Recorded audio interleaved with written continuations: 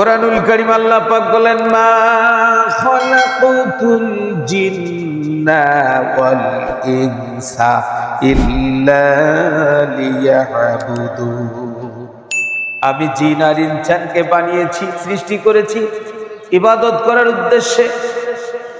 আল্লাহ পাক প্রথমে কুরআনুল কারীমে এই আয়াত নাজিল করলেন, আমি জিন আর ইনসানকে বানিয়েছি শুধু কিসের জন্য? ইবাদত করার উদ্দেশ্যে।